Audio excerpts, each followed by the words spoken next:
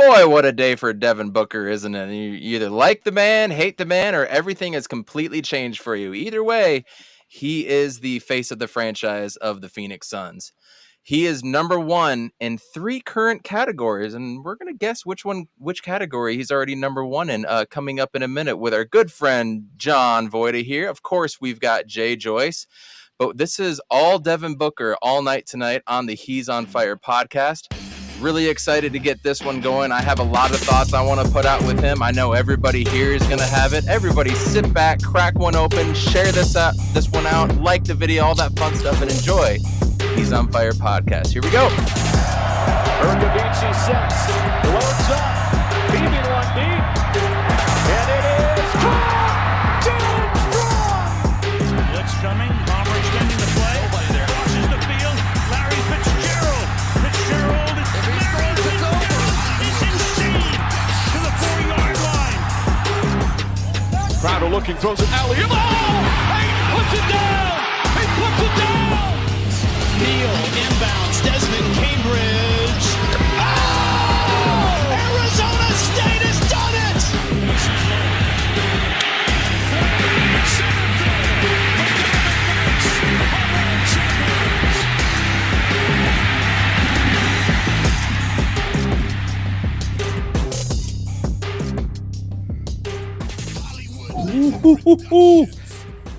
Man, your intro gets me jazzed, bro. Just want to crush a beer against my head and fucking that Jalen Strong. Oh, I love that fucking ASU USC highlight, man. That thing gets me every time. I never forget what I watched for that Strong one. with the call of the year too, when that came out. That actually happened on my birthday too. I knew something good was going to happen that day. You are an October baby, aren't you? October 3rd. Get this. My That's son's right. birthday is October 4th, and my daughter's getting born October 1st. God bless the October babies. And Atta fuck way. USC. Exactly. Everybody just remember that Booker is a misogynist. Yes, exactly. Anyways, it was a weird day for Devin Booker, and I'm not going to get into any of that. But what I do want to get into is that Devin Booker is a career Phoenix Suns leader in 3 categories already. 3. Can either of you name them? Career leader. Career leaders. That'd be like in points, assists, or field goal percentage, or whatever it may be. There's 3 statistics that he is the leader in for the Phoenix Suns all time. Jay, what you got? Take a guess. Take a stab. We're flipping the script on you. Your trivia time back at you. So Evan, I think you mentioned to me like if he just averages 18 points this season, he's going to be the all-time scoring record. So as of right now, he is 2. He's number 4 in I just lost it in points per game. He's number 4, and he will soon. He's 2,978 points away from tying Walter Davis at 15,666. Weird number. So if he only averages 18.1 points over the next 2 seasons, he will be the official number 1 man in points history. But he's not number 1 in that category. Can anybody else guess the category? Anybody in the chat too? I'm going to go with usage percentage. Because he's like got the 5 top usage percentage seasons in the history of the Phoenix Suns. He's on fire! Oh, geez, that's scary. Nailed it. Usage percentage, the kind of wacky one right there. The other 2 are kind of correlated. Okay. Number of shots in a game, like average shots? No. Like field goal attempts in a season? You're close. You're pushing. You're very close. 3-point field goal attempts a season? No, that doesn't seem like him though. Trivia time? Like shit.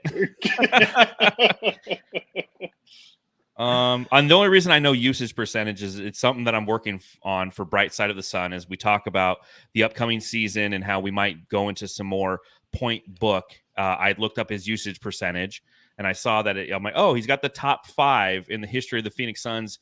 And then it's Paul Westphal, and then it's him again at number 7. So that's the only reason I knew that.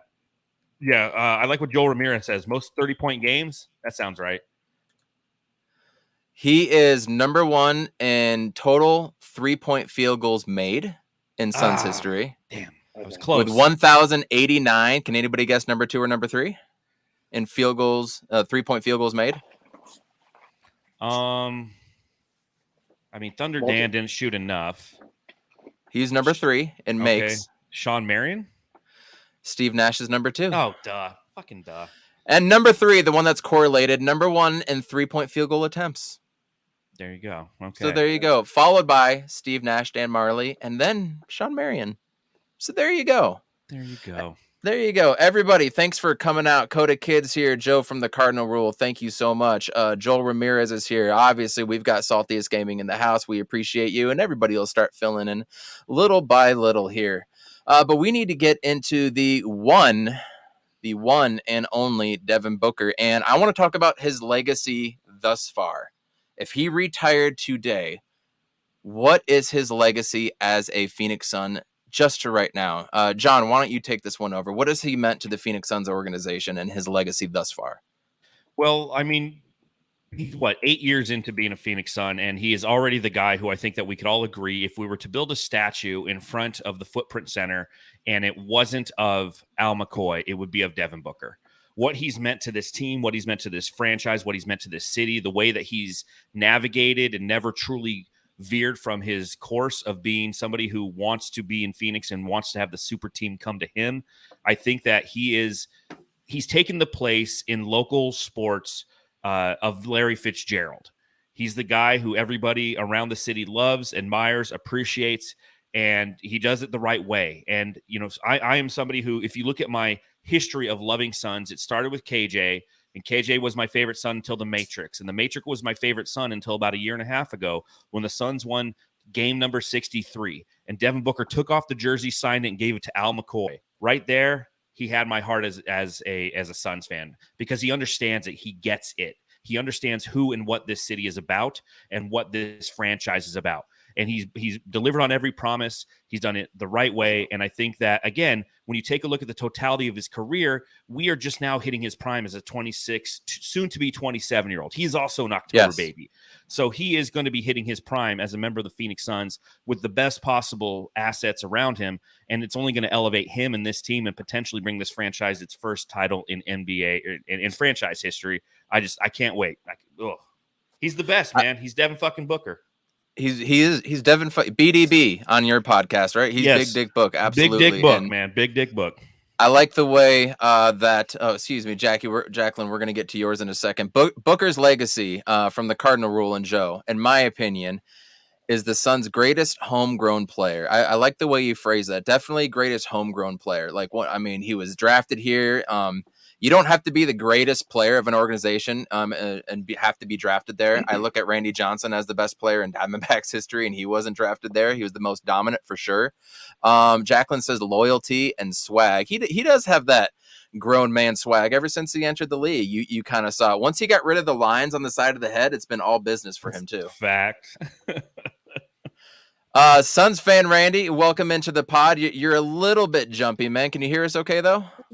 Yeah. Can you hear me? Yep, absolutely.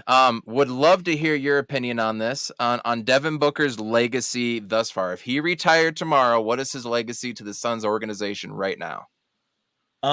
As of today, I would probably go like second best Sun of all time because that was something I was going to ask you guys about, like more so like has he already entered in the stratosphere as greatest of all time, like greatest Sun of all time already?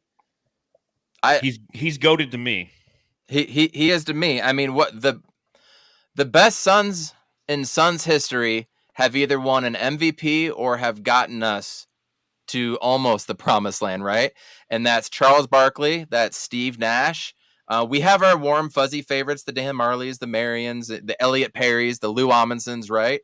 But when it comes to just everything, I think this dude does it. And I think an MVP caliber season ahead of us is not something out of the realm of possibility as well, too. But Randy, I know last podcast you said you want 2, 3, 4 championships, Heat style, right?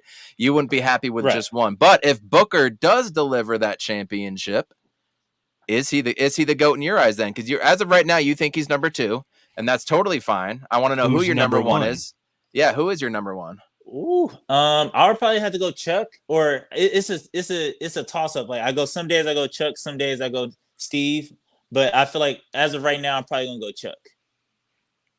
And why? And Well, because he has the MVP and he took us to the finals, and I feel like if Nash would have got us to the finals, then it would definitely be like clear cut Nash. So strictly, by that argument, in my opinion, Chuck had the greatest season as a Sun. But if you look at the totality of his career, he only was here, 4 seasons? And I think that's where we get a little murky because, again, when we talk about this subject, there's a lot of subjectivity to it. And it's what is your classification of a GOAT? What is your classification of the greatest, right? And that is that it's the same thing as like the most valuable player. What do you classify as the most valuable player? Is it somebody who impacts his team or is most valuable in the league or to the league? Is it somebody who has the best kind of endorsements? So I think that season might be the greatest season any Phoenix Sun has had. And Steve Nash, the way that he had those 2 MVPs consecutively and took this team out of the shittiness of backcourt 2K is something that definitely has value as well. But if you look at how Devin Booker has grown with this team, and as you know, they mentioned in the chat earlier how he's homegrown, I think as a Suns fan, that's the thing that creates the most loyalty, at least from my perspective. He's somebody who came in here. He grinded in the summer league, you know, the period that we're watching right now. We've watched him come through summer league. We watched him grow with just shit teams and just put his head down and get it done and ultimately bring quality players to him because of his work ethic and the way that he operated. Got us to an NBA Finals, was part of the team that won the 64 games, and now has the ultimate super team in the NBA come to his doorstep. So again, it's a subjective argument. Again, I've hijacked poor Sun fan. Are you in LA? No. Yeah. I'm for Where sure. Where you at in LA? Like South Central. Like so. Okay. Right around. I grew up in the San Fernando Valley. Okay. So not too far. Yeah, I'm familiar with it a little bit. Yeah. Do you still have a Dodgers, Dodgers baby? hat Go on Dodgers! Right now? Yeah, I don't watch baseball, Anyways. but back to what I was saying. I feel like he made a lot of good points, and I agree with a lot of them. But I feel like Steve Nash's impact for sure, and I feel like, and that kind of gets overlooked a lot. Like Steve Nash's impact on the game, just in itself, like because I feel like people would kill for a Steve Nash kind of point guard now, and like those 7-second or less teams now, like nowadays. So like I feel like Steve impact for sure has it on Chuck, but I feel like when you sit down and you watch it, I feel like the thing that separates Chuck from Steve is like Chuck's desire or just will to win. Like when I watch the playoff run or that 93 run, it's just like a lot of Chuck being like, I'm refusing to lose. Like, I'm not going out like this. You know what I'm saying? And not saying that Steve didn't have that, but you know what I'm saying? Chuck definitely tapped into it a little bit more often, and he couldn't obviously beat the GOAT or Jordan. So, you know what I'm saying? I can't fault him for that. But just watching it and just like watching the games and rewatching it, just like, yo, Chuck was just on a whole different level. You know what I mean? And that's the reason why I put him up there. Yeah, today. Steve just couldn't have the durability, man. D'Antoni wore his ass into the ground by the Western Conference Finals every year, man. He didn't have that physicality that Barkley possessed to get past that hump, if you will. Right. When it comes to gameplay on the court, getting the championship, that stuff between the lines, I understand how you could go with Steve Nash. I also very much understand how you can go with Charles Barkley. John's right. He probably and did have the best season in Phoenix Suns history. Just the pure hype around it. For me personally, I want a player I can relate to, and him coming from Michigan and me living there, my whole family coming from Michigan, seeing him go down the sand dunes and almost running into Lake Michigan is something I did every freaking summer as a kid. He just did that on Instagram not too long ago. So I was like, that's dope. I appreciate that. I remember watching Red Wings games with my grandpa in the 96 and 95 finals against the New Jersey Devils. So like that stuff tugs at my heartstrings, and you got to be able to do that, you know, as a player. And for me to feel like you are the GOAT, I have to feel semi-connected to you or almost like that I could be you. So I think that's why a lot of people like Steve Nash too, because he played under the rim. Like, oh, I could do stuff like that too, right? It tugs at the heartstrings. Charles Barkley, on the other hand, he's tossing dudes out the window. He's going after mammoth rebounds at 6'4", and so you just appreciated the beastiness of him. But then Devin Booker's got the old dude swag, riding in 50s cars with the top down and taking trips to Flagstaff and wherever the hell he's going. Like he does a lot of cool different shit that, in my opinion, gives him the crown of the GOAT. JJ, I want to hear from you, man. Everybody else has had their turn with Devin Booker's legacy to this point. Let's hear it from you, man, please. Man, this is a hard question because I was born in 2000 and I watched the 7 Seconds or Less Suns and the time in 2010 with that Aaron Nash era and stuff with us. And it's hard for me.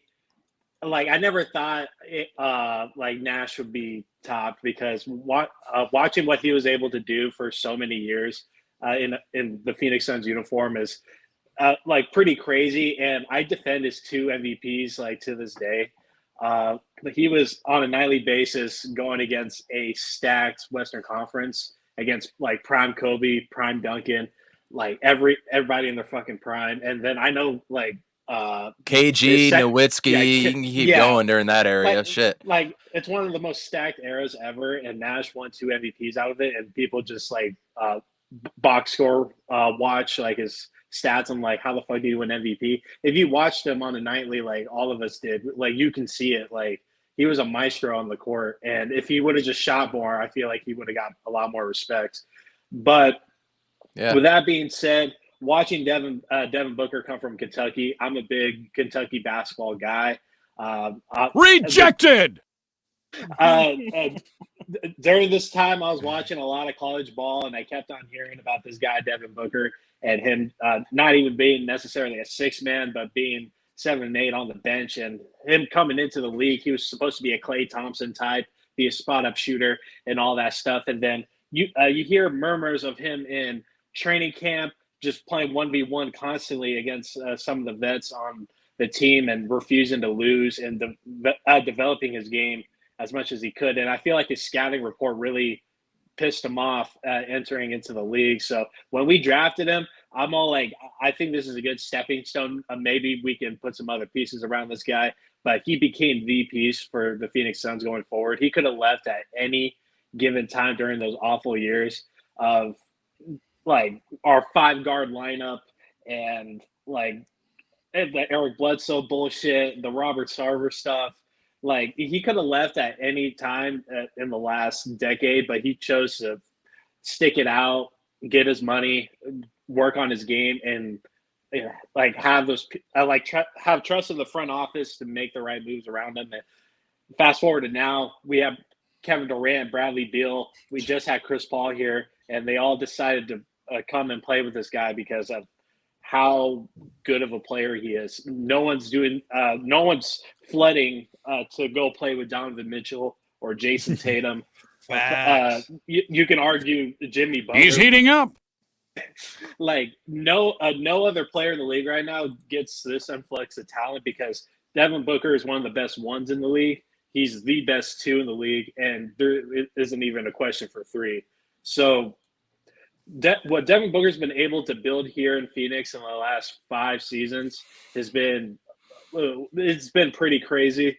Like I said, I don't think anybody would have topped Nash for me before Devin Booker. But I feel like when it's all said and done, if Devin was to retire at the end of this season with hopefully a championship, he will be the best Sun ever. And if he continues to be here and keeps on, putting up the numbers that he does on a consistent, like he's for sure going to be the best Phoenix Sun ever. No question. I mean, at this point, Charles Barkley forced his way out and wanted to get out of here, wanted to get out of Dodge after 3-4 seasons. Mm-hmm. Steve Nash was traded twice, once for Jason Kidd and then to the Lakers. I mean, part of me, I'm sorry, I know everything went to shit with Dwight Howard and everything, but asking for a trade and going to the Lakers is damn near. I don't know if I can forgive you for that ever. Right, for sure. I definitely shed a tear. And Devin Booker, meanwhile, has no reason to leave now. Maybe in when he's 35 years old, if Monty's still coaching up in Detroit, that would make sense. Go back home, right? Go back to the hometown. Well, now. Back up. 35. Let's look 4 years down the road. If we really want to be realists, right? 4 years down the road, Kevin Durant's retired. Okay. Bradley Beal's 34, going on 35. Devin Booker's 31? 31, right? Right. What's the state of the franchise in 4 years? We have no draft picks. We have no capital. Jay already knows Jay already knows my answer to this. When you have an owner that's willing to spend money and doesn't give a shit and can go out and buy second round picks just for the fuck of it, I don't think it matters. I don't think any of this matters because, one, in 2 years, if it doesn't work out, you can trade Kevin Durant. I mean, somebody like a Charlotte is going to want a Kevin Durant or a Bradley Beal at that point. You can get 1 or 2 draft picks maybe, and you can start replenishing little by little. And you guys know in the NBA, at the drop of a dime, you can trade Rudy Gobert for 4 first-round draft picks. Like, these things are possible. And when you have a guy like Matt Ishbia and you have Devin Booker, that window can stay open. Yeah, maybe he's 29 and I don't know if Embiid's going to be a free agent at that point, but maybe Embiid's a free agent. 2026. Okay, so 2 years. You never know. Like, boom, I'm trading Kevin Durant in 2 years and I'm signing Joel Embiid, you guys, like, easily. So there are so many ways to go around this. I'm 100% not even worried about that. And if he's already been dubbed our franchise guy and he's being pushed like that, and if he has some sort of MJ, Kobe type of season in front of us that I think we might about to see that break out, there's no reason why anybody would want to leave when you get to that point. And let's be real, like, we should be getting a championship in 1 to 3 years. Why? Yeah. I don't know if he's going to want to leave between 1 and 3 years. Yeah, but 2 things. One thing I wanted to bring up really bad ever since you brought up the topic of this would be a Devin Booker podcast, but the first one to answer John's question, well, 31, Devin Booker is still in his prime. You know what I'm saying? So, like, that's still prime book. So I'm expecting still the championship window to be there. I'm expecting him to be playing some of his best basketball he's ever played. You know what I'm saying? And then on top of that, I feel like hopefully if we get a chip within that window before he turns 31, the narrative will switch between like, oh, like he only won a ring because he's on a super team to now he has to do it like by himself. You know what I'm saying? And that's a good problem to have to me. You know what I'm saying? As a Suns fan, it's like 100% agree. 100% agree. That's So it's just like I've been waiting for the day for him to be like, all right, after KD leaves, it's like, all right, like now it's time to go get another one without him. But go ahead. That's a fire shirt, by the way. I hope you're all right. I'm a realist. I feel like what happens if we don't win? I'm a Suns fan. What happens if we don't win a chip? We can't garner the assets. What's the best way to replenish everything that we've lost? Trade Devin Booker. I'm just saying, like, I don't want to go down that route. I'm trying to stay away from that kind of thinking because with everything that's gone on, and Evan, you're right. With Matt Ishbia, it's a game changer. Okay, right now we don't know who Ishbia is going to be in 4 years from now. If they haven't won, he's dumped time, money, and effort into this franchise, and it hasn't garnered the results. Much akin to Sarver. When Sarver first came on, he made a couple trades, got the franchise excited, and then after losing consecutively, 04, 05, 06, 07, 08, let's get Marion out of here. Let's not pay Amari. Now, he did some shitty things along the way, and he's a completely different human being, but I'm just saying, you always got to you have to look at the problem holistically, and we can't sit here and have our Matt Ishbia blinders on and say it'll 100% not happen. The most viable asset we'll have in 4 or 5 years, and Ozzy's Suns Fans podcast said it in the chat. He says we'll have $60 million in cap space because Durant will be gone. That's a fact, okay? But there's also, if this doesn't operate the way that we want to, our most valuable asset and the way to reset the franchise will be sitting there, and it'll be Devin Armani Booker, and that'll break all of our hearts, and we know that. But that's this game. And when you sit back and you look, I'm a massive Michael Jordan fan. I love Jordan. And you look at Jordan, and it was like he dominated the league for 6 out of 8 consecutive years. He actually dominated it for about a decade. But a decade ain't that long, man. When you go back and you watch The Last Dance, you're like, dude, that was just like 15 years. 15 years is a blip in the NBA. And it's the same thing when you look at like Steve Nash. Steve Nash dominated the NBA for the Suns for like 5 years. It feels like an eternity to us as fans because we're so involved. We watch every game. It feels like it'll never end, but it always ends. So I'm just saying, I'm just saying things. I don't know. Yeah, I feel like that's a great point, and that brings up what I was going to say secondly, which was I feel like since this is a safe Sun space, you know what I'm saying, right? This is a safe space. I feel like it's kind of don't start with me. I don't like where this is going, Randy. It's kind of taboo, right? Because I feel like among Suns fans, this is taboo. Like, because I feel like we kind of walk around like Devin Booker is bigger than the program sometimes. Like his shit don't stink. You know what I mean? And I feel like there's a lot of growth. Like I love him to death too, just like everybody else. I'll take a bullet for him too. But it's just like there's a lot of growth that has to happen between Devin Booker between now and then, or just like in this season too. This upcoming season too, I feel like there's a lot of growth that needs to happen. But like I said, win, lose, or draw, I'm still rolling out with him. That's still my boy, whatever. But it's but it's like, okay to be critical. It's okay, again. It's not absolutely in like the social media world, right? You're not Right. permitted to be critical. If you go onto Suns Facebook and you go, you know what? Oh God. Devin Booker had a bad shooting night. They're like, he's God. What's wrong with you? You ride or die with your team. You're like, I will always ride or die with the Suns, but I'm still going to provide my observations and be critical of performances, good, bad, or indifferent.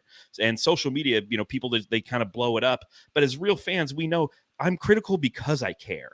I watch and give a shit about their negative performances and celebrate their positive performances because I care. That's the whole DeAndre Ayton debate. Everyone thinks that, I'm anti-DA, quote unquote. I'm anti-DA. I'm like, no, I want the best for the guy because then my team plays the best. But good, bad, or indifferent, again, if he's not performing, I'm going to call him out when he's not performing. I'm going to celebrate it when he is performing. I'm an equal opportunity asshole. and one thing I want to bring up too, and I'm not an anti-Boston guy, okay? But find me, I'll pay anybody $100 to find me a Boston Celtic fan that actually gives Jason Tatum shit for anything. Oh, you're talking to the right person. And John, he had words about Tatum for quite a few seasons. Oh yeah, So, I'm very, I understand who and what he is as a basketball player, and I still think he's a little overhyped. Give him another Gatorade. but it's Boston. It's the market. Yeah, like Boston fans, like it's everybody else's wrongdoing. Jason Tatum is a golden child. We're gonna put him right here on this pedestal. It's the same thing for Booker. Yeah, it same is. exact thing. It is.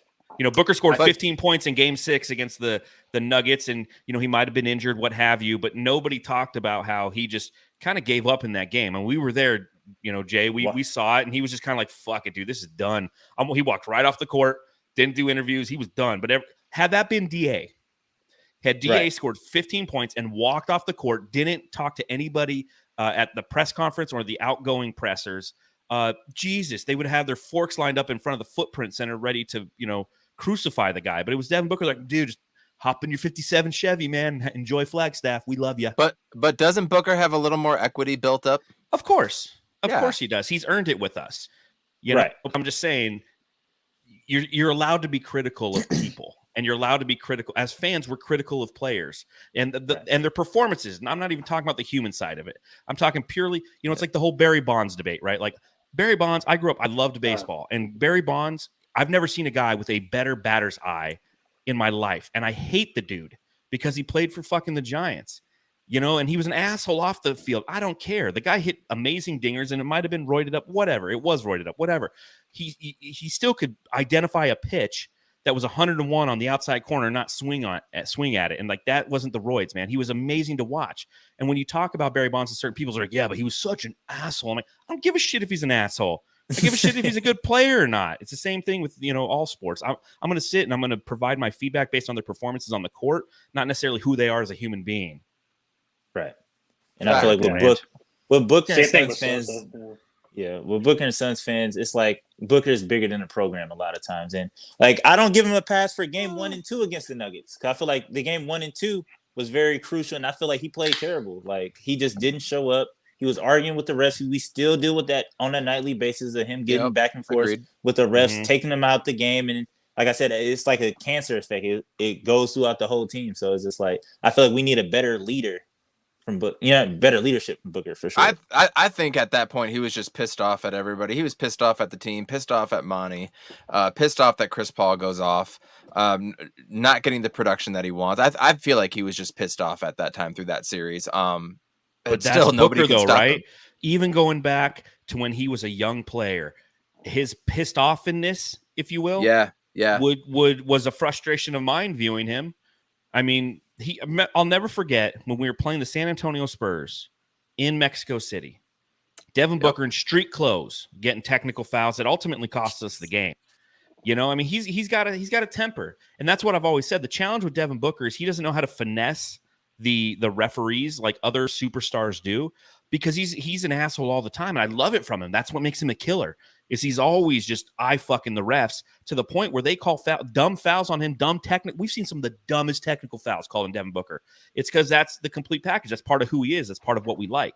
But it's still, you saw it in the playoffs again this year where you're just like, damn, dude, Booker, just be a little nicer, man. Don't get so pissed off at your own team, at the officiating. Just go out there and do what you were doing against the Clippers and just eviscerating them, because you can do that. You have the talent, man. So do you think he's going to learn something a little different from KD and from Bradley Beal? Because he's learning from Chris Paul. He learned so many things. We're really about to see the point guard skills come out, how to shoot even. I don't even know if you guys realize that in the middle of his first season, you see how Chris Paul, a little guy, 6 foot, not much of a wingspan. He gets off his shot because he, steps back away and he puts his shot onto this side and he goes up like that side all away from it. Devin Booker is always like this, and now you see him doing the same thing, going off the shoulder, away from everybody. Like, he learned a lot from Chris Paul. He also learned how to talk to the refs, good, bad, or indifferent. Probably mostly bad, considering Chris Paul and his reputation, right? So, learning from Bradley Beal, learning from Kevin Durant, now getting a new voice in his head and Frank Vogel, right? Are we going to see a different Devin Booker when it comes to facing the criticism, talking to the refs, things along that line? What is Bradley Beal going to teach Devin Booker, guys? Nothing. How to go downhill. How to go downhill and take that contact. How to draw fouls, and take contact. I hope so. He was number 6 last year, if I'm not mistaken, Bradley Beal. Yeah, I don't know. Yeah, I don't know if there's much that Bradley Beal's going to teach him. I think that Kevin Durant will teach him things. I think Chris Paul taught him plenty of leadership tactics and how to be an alpha. I think he's going to be the alpha on this team. I think Kevin Durant likes not being the alpha at all times, and that's one of the reasons he came here, because he knew he had a young Devin Booker to play with. I think Bradley Beal's embracing the fact that he gets to be the tertiary scorer on this team, and he's going to have a stellar season. But I don't think we're going to see much from Devin Booker relative to change in his attitude and effort on the court, because he is going to embrace the fact that he's the alpha, and he might go even a little bit harder at some players. DA. That I hope. Here's a good comment real quick. Perplex Damage says, how many rip throughs does Devin Booker do next season? That'll be fun to watch. And watch people bitch about it, like move their hate from Chris to, watch Golden State fans not even bring it up anymore. Fuck because Golden State fans. Yeah, I know. Right. The thing I really want to get to, I'm gonna change it up from that, because we're gonna see what Devin Booker does with the referees. It's ultimately going to come from Frank Vogel. In my opinion, you have a different voice in there. It's going to come from him. There's going to be a newfound rejuvenation. He's drinking the Kool-Aid a little bit. Year one, new class, and all that shit. I expect a little bit different, but point book is obviously going to be a thing this year. You look at his usage rate in the last 2 games when he was the point guard, when Chris Paul was out, or the 2 wins, in Denver. Historic games. Go look at the percentages. Go look at the assists. Go look at all that stuff. It was a masterclass. I might actually go back and watch a couple of those games. I don't like going back and watching playoff games that we ultimately lose in, but I also look at his defense last year, the number 1 defensive 2 guard in the league, right? Everybody knows that set if you're a Suns fan. If you're not a Suns fan and you're a casual, you just learned something about Devin Booker you didn't know. But watching his defense completely transform into what it is now, his on-ball defense. He doesn't really get in the lanes, although he can get a breakaway dunk here or there. But his on-ball defense, he's wired in now. Every single time he is wired in. It's so fun to watch the aggressiveness on that side, and it looks like he's taking it as a personal challenge. I don't want to compare him to Kobe any more than he's done, or Michael Jordan any more than other people have done. But I see that in the eyes and his defensive stance, his not wanting the dude to score on him. And if they do score on him, he's not bitching and moaning or anything. He wants the ball right away, and he's attacking and going down. So we've got point book. We've got a transformation defensively. We've got the super team that came to him. This is a guy that can average 30-plus points a game. I'm really ready to see a Kobe-like jump this year. I don't know if anybody agrees with me or needs me to break down what I mean by that, but I'm really expecting something completely different, something we've never seen from Devin Booker. Now, he might only average like 23, 24 points per game this year. I might expect that to come down a little bit. At the same time, maybe it does go up. that's what I'm looking forward to with Devin Booker. John, you're our guest tonight. Thank you so much for showing up, by the way. Devin Booker, point book, going forward, his defense. What do you expect from him next year? Well, so let me ask this question to start. You said he's the best two guard when it comes to defense in the league. By what metric? Like, where do you get that moniker? Defensively, there was a whole bunch of stats that went up last year that he was the number 2, and I want to say it was defensive efficiency or defensive points given up per possession. I think exactly specifically what it was. So it's interesting because B-Ball Index is something that I reference quite often when I'm writing for Bright Side of the Sun. Shameless plug. Go read things that I write. They're really funny.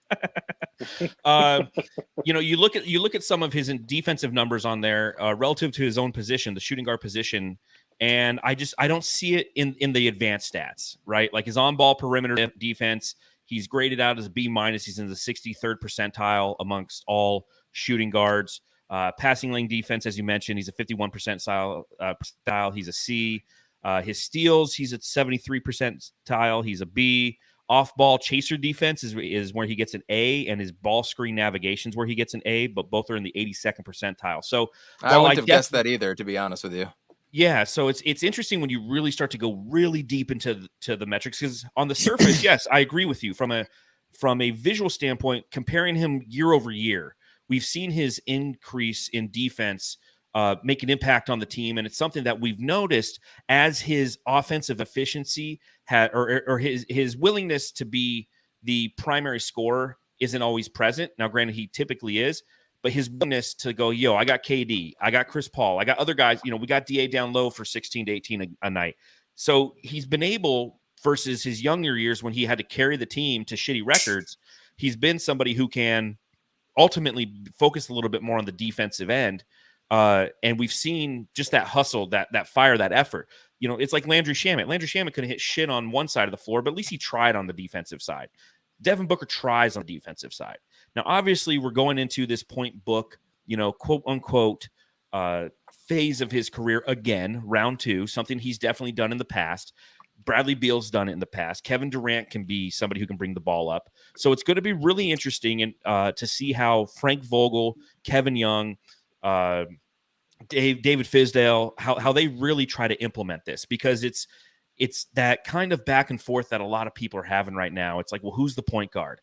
Well, we don't need a traditional point guard anymore. Right. Jamal Murray just won a ring. Stephen Curry won a ring before him. Drew Holiday won a ring before him. So you don't need the traditional, I need to do the pick and roll 7 times a day and run the shit out of my center until he's so tired his hands don't work approach that the Phoenix Suns have done in the past. But he, to your point, Evan, he is going to see much more involvement, bringing the ball up, initiating offense. And I'm excited to see it with this offense, because the gravity of the players that he's going to be playing with him are very, very different than those in which he played with once upon a time when he was point booking it back in, like, I think his highest usage rate was 2017 and 18. And you look at who else was on that team. Obviously you had DeAndre Ayton in his rookie year as a center, but I mean, you just go to the starting 5 on the opening night. Josh Jackson, Eric Bledsoe, TJ Warren, Devin Booker, Tyson Chandler. So that's 2017-18. I mean, it's just, he had no one around him. So not only was he initiating the offense, defense is new to key in on him because he was the primary scorer, and ultimately the ball was going to make its way back to his hands. Whereas now, if he's initiating the offense and they put in the right sets, you're going to have potentially 3 guys on this team who could average 20 points a night. You have 3 guys on this team who potentially could combine for 60 points every evening.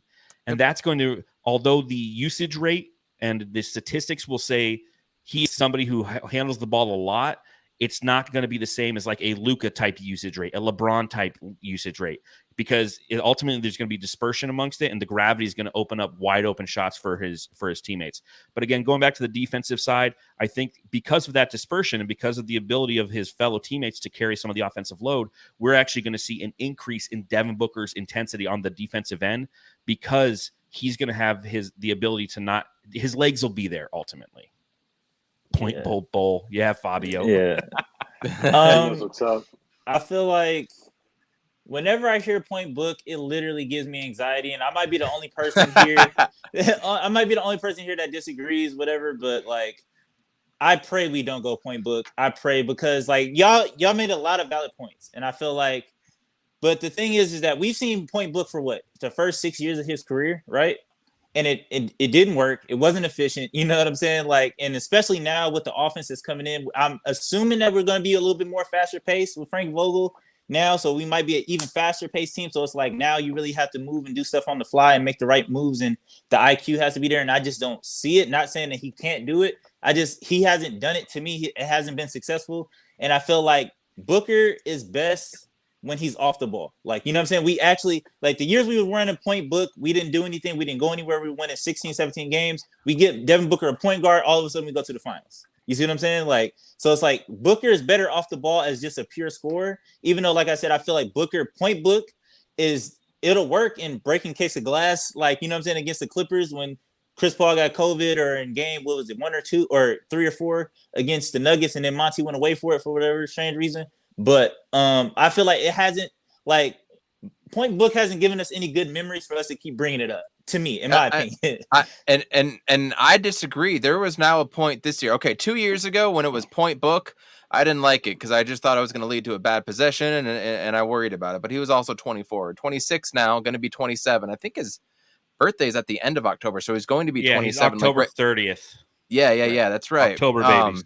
26? Attaboy, Book. 26 or 27? Turning 27. He's turning 27. So I was right there with you a year or two ago, but after seeing him handle the ball this year at the rate he was and the decisions he was making, and it always seemed like he was making the right decision, I didn't want anybody else having the ball in their hands unless it was Kevin Durant. Watching it this season and this playoffs just completely opened my eyes to it, more so than any other game prior. He can handle it. I'm very sure he can handle it.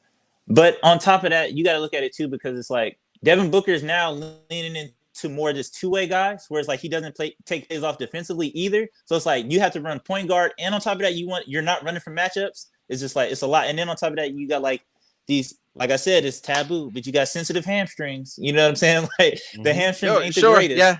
Like, you know what I'm saying? Like you sprint full court, try to block a shot, you pull a hammy. Now you know what I'm saying? Now we missing you against the Pelicans. So it's like it's asking for a lot. Handling the ball, making the right decisions, going back, having the defensive intensity on each end, running down back and forth a lot. Man, but with Beal and Durant, he's not going to be, Point Book. Ozzy Suns fan says it in the chat. He goes, it doesn't matter anyway. Point Book is a myth, and it's simply position as basketballs. We won't run a point guard. There's not going to be consistent point guard play. It's going to be more of that positionless basketball. It's going to be more like the Clippers type of basketball. Who's the point guard in the Clippers when Russell Westbrook wasn't there? Fuck if I know. John Wall. Before John Wall. The year when we played Reggie Jackson in the Western Conference Finals. Exactly. It was a bunch. It was two guards running, the point, if you will, and then wing players. And that's what the Phoenix Suns have become. They're going to play. They're going to be one of those teams that plays a lot of 5 out. They're going to have the ability to play some physical brand of basketball if DA can play physical, but with Drew Eubanks. So I mean, they really set themselves up with that wing depth to play some 5 out, to play multiple different types, but all of it is very anti what we've seen for the past 3 years with Chris Paul. It's all very anti. We're just going to run the pick and roll to death. Now, I'm sure they're going to have wrinkles in there because DA and Devin Booker have some really good sets where they run that high pick and roll, and unlike Chris Paul, Devin Booker actually throws the ball to DA for alley-oops. So I think that we will see aspects of that, but it's not going to be something that we're going to sit here and be like, dude, point Book. It's going to be point Beal, point Durant at times. You have 3 initiators on offense now, whereas back in the day, he was the only one who can initiate on offense. Josh Jackson wasn't going to give you that. Tyson Chandler, get the fuck. Right. But I just feel like I said, I feel like it's another thing too. I feel like Book, for somebody that I see, like Book has some of the best touch, like I feel like I've ever seen from a basketball player in my life. And I feel like he'd be throwing DeAndre Ayton some of the worst hospital passes. I'd be like, what the hell are you doing? Like for somebody with that much touch, like where is the ball going on these alley-oops sometimes? But I mean, on the pick and rolls, I think he did a good job. On entry passes, I agree with you, Randy. He was Devin Booker cannot get an entry pass to DA to fucking to but save. Then it's his fault. But then it's DA's fault when he doesn't get it. So it's just like, No, it's Book's fault on those ones. I called him out every time. I'm like, give this guy a chance. Yeah. And I'm not a DeAndre Ayton like guy either. So JJ, give what us do you think? your thoughts. Yeah, what do you think, Jay? You're going next first, by the way. The point book thing doesn't really scare me. Before Chris, I mean, dude, his number 2 was Josh Jackson, Chandler, some nights, fucking like Marquise Chris, like T.J. Warren when he wanted to Those play. 2 games with Brandon Knight. Yeah, those 2 games of Brandon Kelly Oubre. Like out of prime Trevor Ariza. I mean, it's like your usage is going to go through the fucking roof, and then it's like, oh, I have to play hero ball, and he had to play like that for 5 seasons. But with that being said, when we first got Chris and the times that Chris was healthy, but we're running some point book action, it didn't look the best. I totally agree with you, Randy. But throughout the years of seeing Booker's development when it comes to bringing the ball up the court and initiating offense, it's like progressed so much to where like he's not like sloppy with the ball anymore. It all starts with that first pass, and then his off-ball movement is incredible. Now we have 2 additional guys that can bring up the ball at any given time. What Gavin says and preaches, the off-ball, or not the off-ball, the positionless basketball sort of approach. Beal's going to be bringing it up a lot. KD probably a good portion of the game too. But with Booker, like, of course, he's going to be kind of like the first guy to get his hands on the ball, starting, just about every offensive possession. But I have full trust into the offensive side of what Book can do as the point guard role, because Jamal Murray doesn't play point guard. Like that's Jokic's job, dude. It's the fact that they have a bunch of shooters and Jamal Murray can kind of just score 10 points. And how many times does Aaron Gordon take the ball up the court too? Yeah, exactly. It's all about pushing the pace, and that's what Chris wasn't doing, and that's why we got caught ball. What about watching. Ricky? What about Ricky? Was great. Because I feel like we're forgetting. There was when we get Devin Booker a point guard, all of a sudden we win games. That's all I'm saying. Like, that's a fact. That's we won more games, fact. but we still didn't make the playoffs. But my issue, we were close. We were close. We were a Karis LeVert jumper away from going to the playoffs that year. Fucking Karis. Thanks, Karis. Yeah. Okay, well let me define, before we go any farther, let me define point guarding, point booking, if you will. Ooh. I think he will be our main offensive initiator. So somebody could bring the ball up. He's probably easily going to be the first pass right there on the wing. And he's going to hold it there, and he's going to look around, and something's going to be set up for him already, and then we're going to go. I think he's going to be our main initiator then. Is that fair to say, Jay? Yeah. No, that's essentially what I was alluding to. Like his offensive game has hit a point for me to be completely comfortable with him just initiating and working off ball, doing whatever the fuck, because he has Bradley Beal, he has Kevin Durant. Fucking Kate's Diop, I feel like he's going to shoot like 40% from 3 if we end up starting him. Like there's so many opportunities to not waste possessions, and that's what Monty's offense did the last 3 seasons. It was that bare bones pick and roll action, shitty pass to DeAndre Ayton, turnover. We all get mad at each other, and then like it was. And then we all go on Twitter.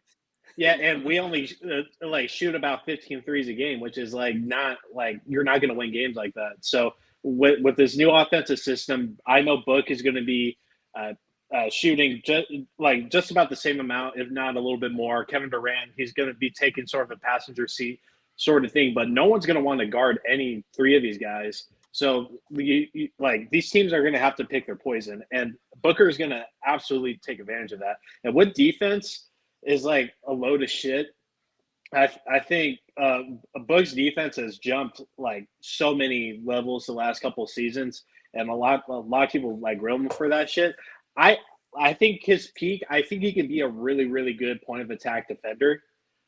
He has good lateral movement. He's relatively wide. His wingspan isn't like necessarily wide, but he reads passes like no other shooting guard in the league.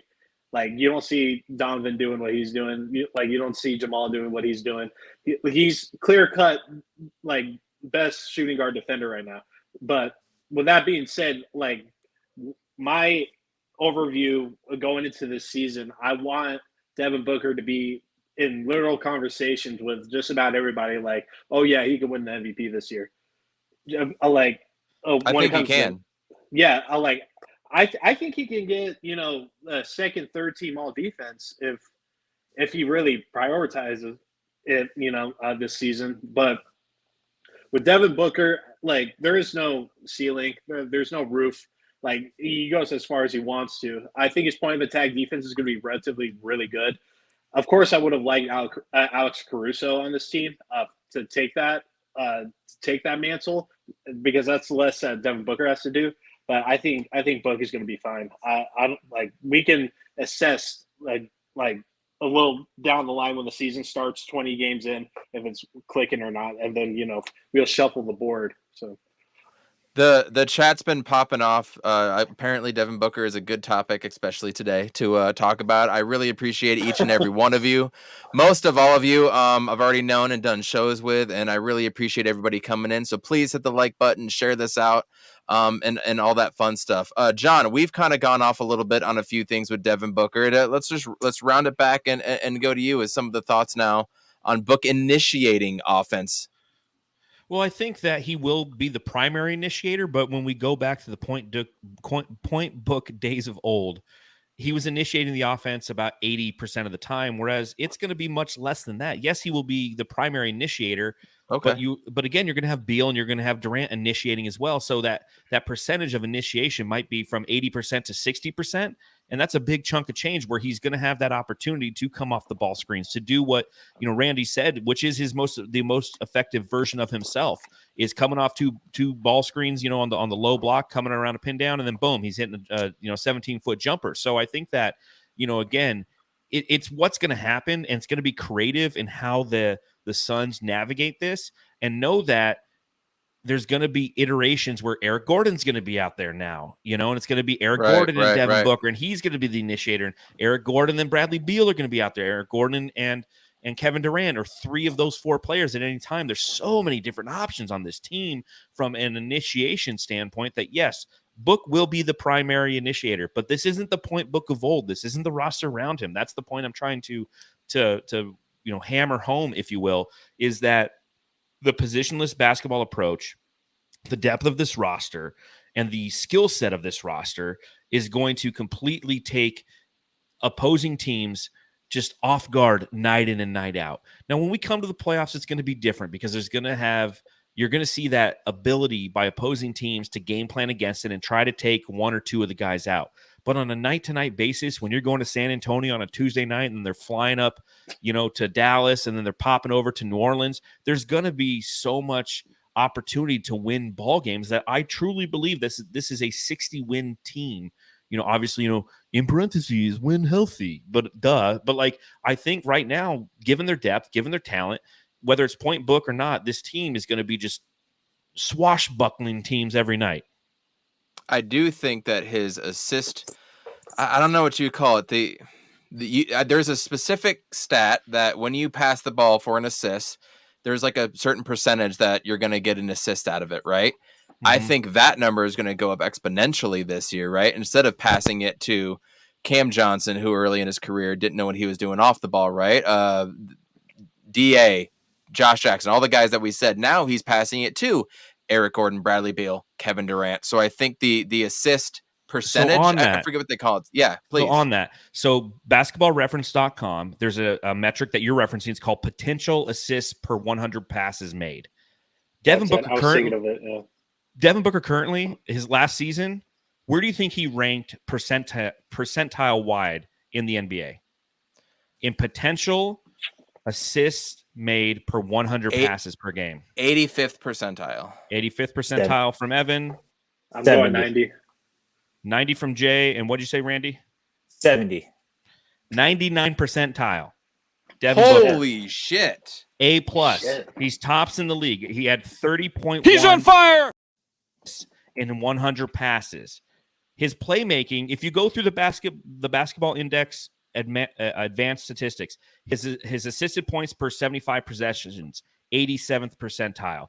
His passing creating volume, and they have a big long explanation on what defines that, but it's an A- and it's in the 88th percentile. His passing versatility, 85 percentile. So his passing creation quality, 98 percentile. So I mean, his scoring gravity, 98%. I mean, his playmaking talent overall is an 88 percentile. He's an A- in this league.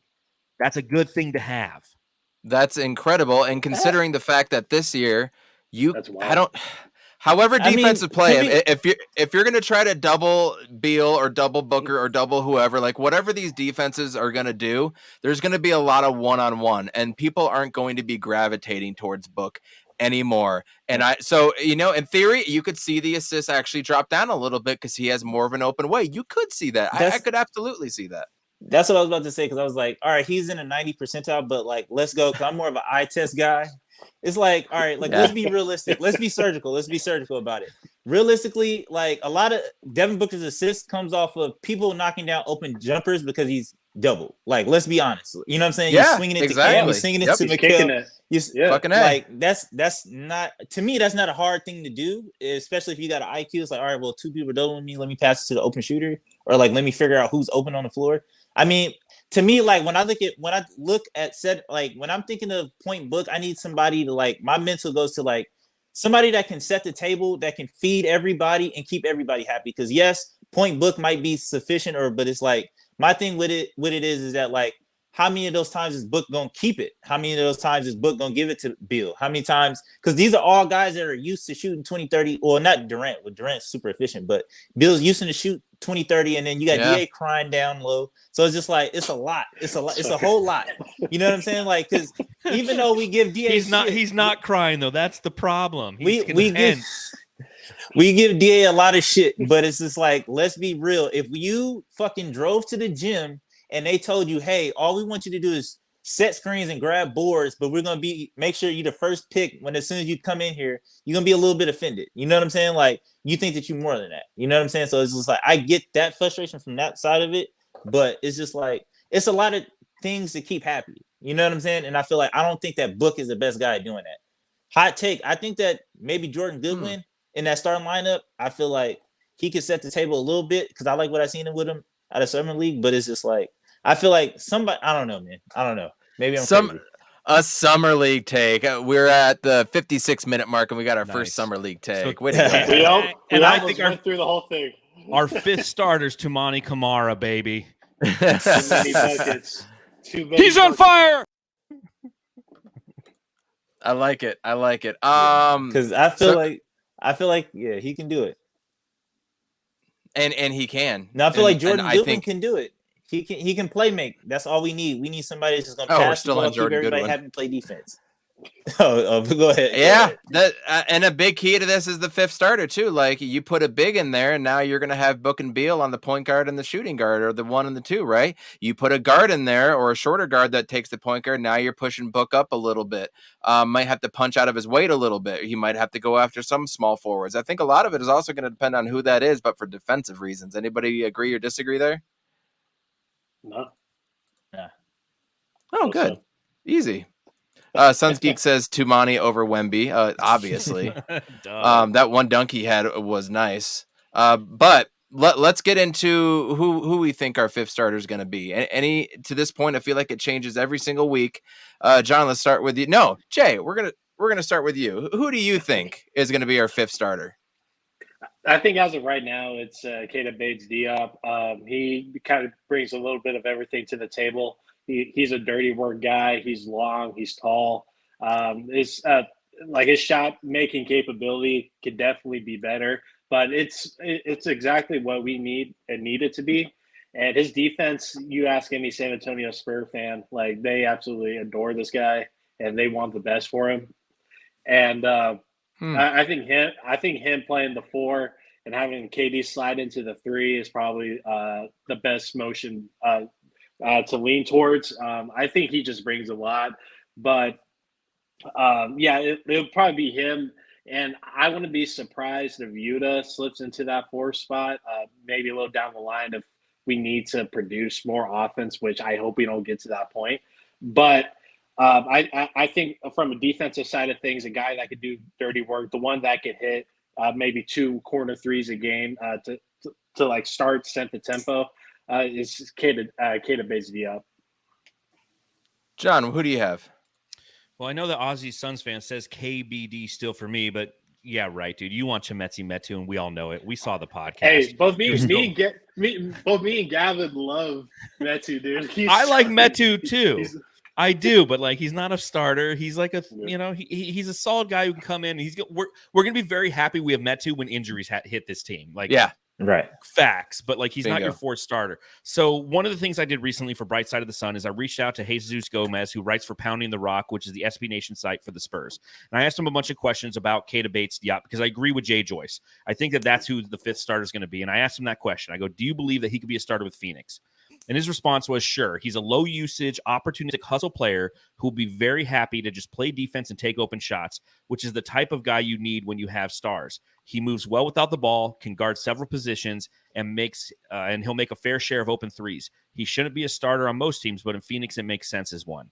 And I think that perfectly sums up why Keita Bates-Diop should be the fifth starter for the Suns. I love Josh Okogie. But Josh Okogie makes us smaller than I want to be, even though he plays bigger than he is. It still makes us ultimately smaller than than we want to be. We talk about positionless basketball, but on the defensive side of the ball, positionless basketball applies to how you're executing your offense. But on the defensive side of the ball, you still have to guard opposing teams. And what I don't want is Kevin Durant guarding opposing fours. I want him to go to because of the size of Keita Bates-Diop, having him take the fours, Ayton takes the fives, and now you have KD playing against the threes, and that's going to not wear him down as much physically.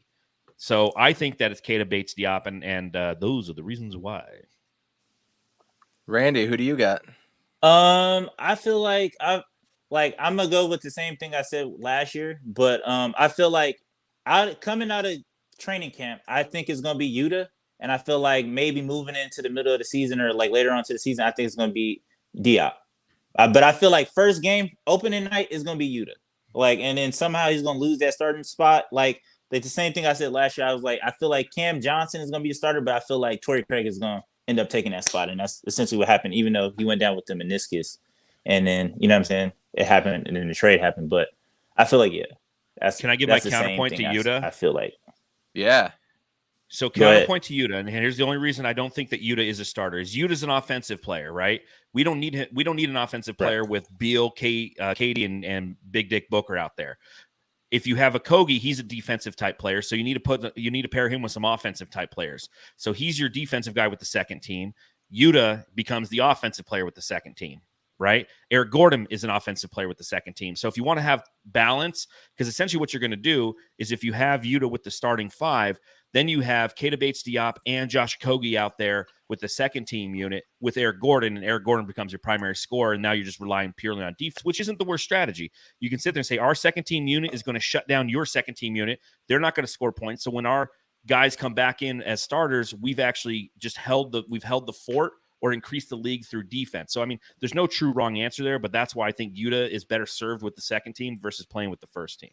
And I agree with you. I feel like that logically makes sense, but I feel like sometimes with players, I feel like Yuta's a tryhard, and I feel like coaches like to reward tryhards. And that's just real. That's just being honest. You know what I'm saying? Especially if you're gonna try hard on defense, Yuta's been shitted on how many times, in the NBA, so it's just the fact that he can go out and challenge shots and dive for loose balls. I feel like that'll kind of earn him some points, especially in training camp if he comes into camp doing that and da-da-da-da. So it's just I feel like easily he can kind of earn that spot, and I don't see KDB doing that. So I feel like later down the line it'd be it makes more sense to go Diop just because. But that's what I've said. Yeah. I feel like I think it's gonna switch halfway through the By the way, this whole podcast I keep looking over to John, and he's got the shirt with the stripes across, and I always think his camera's about to go out. I don't know. I kept seeing that the whole time. I was gonna go change into a Sun shirt, but my daughter was in there in taking a shower. I was like, damn it, I should have grabbed the shirt 3 hours ago. I was gonna wear my KD shirt and everything, but next opportunity, which there will be many this year. Everybody, please follow the podcast, share this out, thumbs up it, all the fun stuff and whatnot. I think it's going to be Josh Okogie just because of what we saw last year, and I don't think anybody would really necessarily be mad at it. I do see. I can see a reality where Yuta is, but I would have to go with KBD as my number 2 as of this point. But I didn't watch enough games to be able to see that. I think it's just Josh Okogie as of right now. I like what John says. He is the fuck shit up guy. I don't know if KBD can go ahead and fuck shit up, but there is something to be said for Okogie coming in at the 7-minute mark, 8-minute mark, or whatever it is, and he comes in and creates absolute chaos against, the 2 unit. I can see that. So I'm curious as what Frank Vogel wants to do defensively and how that's going to shape up. I need to start getting out of here a little bit. I got a fun trip coming up. So looking forward to potentially do another podcast. Going to Toronto on Tuesday. I got some things I got to shape up here. Get to go to the D-backs and Blue Jays game on Friday night and get to see the Milkman and Corbin Carroll. So that'll be a lot of fun. Who's the Milkman? Your dad? Zach Gallen. They call him the Milkman? Why? The Milkman. Because Zach Gallen. Because gallon of milk, baby. Oh, interesting. I've given up on baseball, dude. Fuck that sport. Go Dodgers, though. But cool, you made your bases bigger. That's really cool. Bases, the time limit. Yeah. But it's another Summer stadium. League. I'm watching more Summer League basketball than I have baseball this year. No shit. Yeah, man. I gave up on baseball. I don't know. I just I'm old. Get off my. You stay off my grass podcast, right, Randy? Just stay off my grass. Right. Shitty baseball. Fuck out of here. Saltiest game. He said, "My dad went to get milk 30 years ago. Never came back." You throw the first 3 times, you're in trouble, man. I feel that in-season tournament so much cooler. Man, I hope we throw our bench and just be like, y'all try to do something with it. Like, let's not risk though. But the games matter. The games matter towards the regular season. Shit. They matter. If you make the champion to the record, it counts as your record. So essentially, you get 4 games against guys in your bracket, but all 4 of those games count. And if you go to the elimination round, those game counts too. The only game that doesn't count is the championship game. So if you make it all the way to the title, that's when you should throw all your guys out there. That's when Tamani Kamaro's catching Elliott and Jordan Goodwin just slamming it down. But they count towards your 82 game record. So it's interesting how they did it. I wrote a really good piece on Brightside today. Check it out. Oh, I didn't see that one. Yeah, it really breaks down exactly how it works. And the pros and cons and the incentives and all that shit. Yeah, people just need to give it a chance, dude. A lot of people talk shit about the play-in tournament, and it turned out I actually like watching play-in tournament because it's low-key. Well, it's because the Suns aren't in it. Yeah, that too. But the last few years since they've done it, I mean, it's been compelling games, dude, and it changes narratives.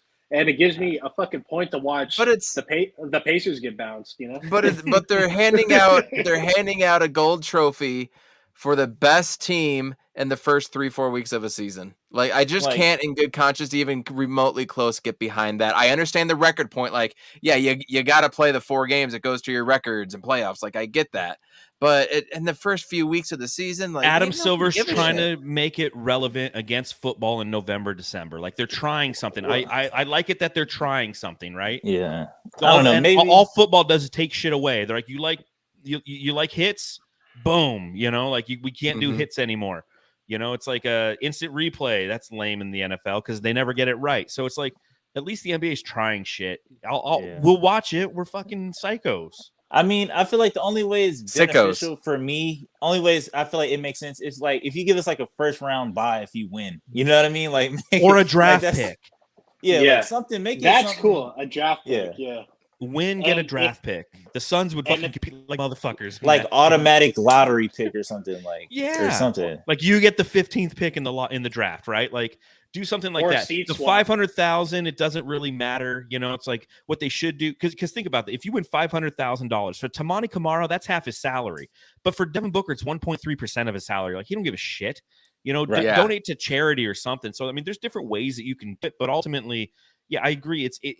I don't know if it makes sense. Just like the new Suns jerseys might not make sense, but at the same time, like I'm gonna watch it because I care about basketball, and it'll be an interesting wrinkle. And maybe somebody somewhere will come up to me and they're like, "Hey, this fucking play-in tournament thing or whatever," and or the in-season tournament, and I could be like, "Don't talk to me. You don't know what you're talking about." I feel like Go ahead. Go ahead. What I really want them to do to really ruffle feathers is like if you win like this sort of tournament, either seed swap when it comes to playoff time, or you pick your opponent. that would give Yeah. people a fucking opportunity to go But what if crazy. what if like the Pacers win it and then they don't make the playoffs? Then And then they have to sell it off. I want the draft pick. I think the draft Yeah. pick is a dub. You yeah, win That's this. a good point. You get the 15th pick. Done. I'd even include that in my article. Jesus. yeah, but I feel like it's only a good idea Rebuys. now up until somebody gets hurt, and then they're gonna be like, "This shit is dumb." We're gonna be like, "Dude, why the fuck are we doing the in-season tournament?" Until like somebody tears an Achilles or ACL, then it's gonna be like, "Why the fuck are we doing this anyway?" Like, why Yeah, was but- like whose idea was this? But the regular season games, it's the same thing. If they tear their ACL in the 8th game of the season, it's going to be the same thing. It just happens to go towards the in-season tournament. There's no different designation just because it's called something different. It's still a regular season game. You're just playing the Gotcha. Lakers. Right. That's how I justify it, at least. So I want to get into just a little bit of Suns trivia to round out the night here. And I got to start getting going here and doing all that fun stuff. But first, I got a question for all of you. Who is number one in Phoenix Suns all-time franchise history in free throws made? John, we'll start with you. KJ. JJ? Fuck. I'm gonna go with KJ. That sounds right. Suns fan I'm Randy. gonna He attacked the rim so much. I'm gonna go Walter Davis. KJ is the correct answer Ooh, at you got right. 3,851. And Devin Booker's Good just Lord. about a little over 1,100 behind him. So soon that will be a record. BDB also joins. Next one. This one, I'm kind of curious to see if you guys can come up with this one. Rebounds per game in a single season. Who had the most rebounds per game in a single season? I know. Let me see your hands up. No one I looking know online. Let me see I your know hands. this. Let me I see swear. your hands. Is it Paul Silas? Suns fan Randy, who you got? That's my guess. In a fuck it, Chuck. JJ? Marley? Marley? I don't fucking know. It is definitely not that. Paul Silas is correct at 12.1. Damn, dog. Randy, Charles Barkley's number 2 at 11.5. Where's Marley? Who's I'm three? just curious. Who's Is 3? he even right? DeAndre Ayton, number 3 at 10.4. Shit. We are okay, not a great wow. rebounding franchise. Note. We are not a great rebounding franchise. Holy shit.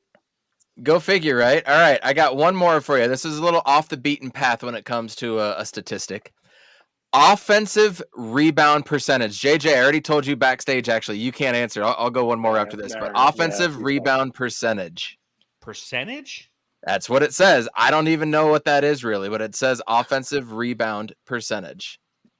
I know that this is wrong, but I've just been like, he's one of my favorite Suns ever, and I was just gonna throw him in regardless. But I'm gonna say Lou Amundsen, like just for the fuck of it. I'll say Marcin Gortat. I'll say the Polish Marcin Hammer. Gortat is not on there, and I feel like Randy looked this up one time before, and he knew that because it's No. totally Lou Amundsen. Was it Sweet Lou? Sweet Lou. Who didn't love Lou Amundsen anyways? All right, last one. Turnover percentage. Highest turnover percentage. Actually, you know what? This looks like lowest turnover percentage. This is 100% lowest turnover percentage in Phoenix Suns history. Lowest turnover percentage. What a great one. What a great question now. Better than the highest. You have to have a lot of assists, I assume, right? Yeah. I'm going Jason Kidd. Final answer. That's a good guess. That's a good one. He didn't turn the ball over. I'm gonna go with Suns fan Randy. I agree with that one. If it was highest turnover, I would say Jimmer Fredette because it just seemed like nothing went his way. 69%. Yeah. I would have went Lowest. CP3 if we never played against the Mavs. Yeah. So I'm gonna let you all guess again because these are all wing type of players. These are more catch and shoot type of guys that are not playmaking because a point guard essentially has the ball in their hand and they're gonna turn it over one or two, three times a game. This is So a fact. I'm gonna let you all guess again. Lowest turnover percentage, and So this it's is a career, not a season. Career percentage. So it's a wing player. Like what era? Can you give us an era? Is this like 70s and we're not going to know this guy? Like No, fucking- it is definitely more recent. It is definitely more recent. It's from the 2000s on. I'm going Okay. Marion. Marion? Yeah. God, how was Grant Hill?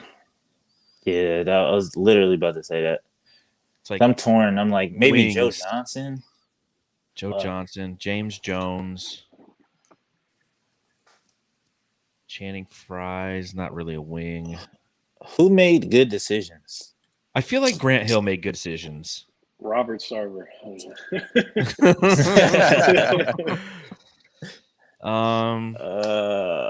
Wing. All right. No, Warren definitely not. PJ Tucker, no.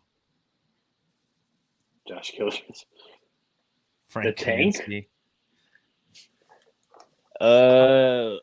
Wing. So I'm gonna guess James Jones because he never passed the ball. He was a spot up like corner 3 guy with the Suns. Grant Hill did too much playmaking. I feel like he turned the ball over. Ooh, I didn't even think of Grant Hill. It's Give probably me- not Grant Hill. Give me Quinn Richardson. Ooh, God, see, that's a good one too because he that's a good was one. a spot up 3. Damn, Rand. I changed my answer. I go with Q. I agree with Randy. It's Q. I'm wrong, Marion. Going with Marion. The answer is you know what? We're gonna start from number 5. Number 5, Raja Bell. Okay. That That's good a one, right? But that's Troy good. Daniels is on this at 7. Wes Person at 8, by the way. Mikhail at 9. Landry Wes Shamet Person. at 6. Yeah. Number 4, though, Jason Richardson. Number 3, TJ Warren, believe it or not. I wouldn't have guessed Wow. TJ Warren. Number 2, Cam Johnson. Totally makes sense now, right? Number Yeah. 1, Spot up 3-point shooters. our current GM, James Jones. It's Wow. Ah, What the fuck? Lowest turnover I was Damn, percentage. close. Damn, John, I- you're pretty good at this shit. I was thinking, dang it. You're the only one that said Good James times. Jones, so. Well, I was Good just thinking of times. like This was- spot up 3-point shooters on in our team, but I ended up with Q, so I was wrong. I would have probably guessed like Yeah. Raja Bell or something like that is what I would have gone with. But Raja Anyways, I didn't think Devin so. Booker, there's not much you can say. I think the cardinal rule, Joe said it best, is that this dude just keeps evolving. And he does. He keeps evolving, whether it's defensively, offensively, maturity, who he is or is not dating, right? I'm excited for Devin Booker this year. More so than I've been in the last 2 years, which I think is saying something. We're going to see a different side of Devin Booker. Is for he going to be better? an All-NBA player? Yes. Yes. no. Yes. No. I agree with Randy. Yes. The NBA has been disrespecting Devin Booker for a long time. I don't expect it to change, especially The, now. that they're more hated. eyes are upon him like never before, though. And the hate will be there too because he has got Yeah. Kevin Durant and Bradley Beal next to him. But Rather- the rather players have the know ring, what's man. up with him. The Yeah. players in the league, they know what's up with him. But the media The- people suck and they vote. If the, you got uh, Kendrick the- Perkins voting, if you Yeah. got Kendrick Perkins and Stephen Yeah. A voting, we're Yeah. screwed. GGs. Like the Klay podcasts Thompson's have going to been be really another bad one. on him. Yep. Yeah. Well, this has been fun, guys. John, I feel like everybody knows where they're at, but just in case there's that one person that's listening that doesn't know who you are, can you tell them where to find you? Well, welcome everybody, and thank you for listening to the He's on Fire podcast. Make sure you check me out on the Suns Jam session at Suns Jam on Twitter is where you can find us. You can follow my podcasting partner Matthew Lissy at Matthew Lissy on Twitter. You can read all of my writing at brightsideofthesun.com. You can follow me on Twitter at Darth Voita. I love it. I've done that Randy, a couple where times. can huh? they find you? Find me here on YouTube. I'll be right after the game, post game, quick little breakdown, and find me on Stay Off My Grass podcast. Hell yeah. And JJ, where can we reach you at? Obviously the He's on Fire pod, but where else? You can find me on Twitter at JJoyce. Talk a lot of shit. And I'm going to start a GoFundMe for John to get his credentials back so he can go to Summer League next year. He's heating up. I love it. Everybody, thanks for tuning in. We are out of here. He's on Fire podcast. We will see you soon. Hit the like button, share it, follow us, interact. Everybody have a good Sunday night. Stay safe. Cheers. Watch out for the milkman.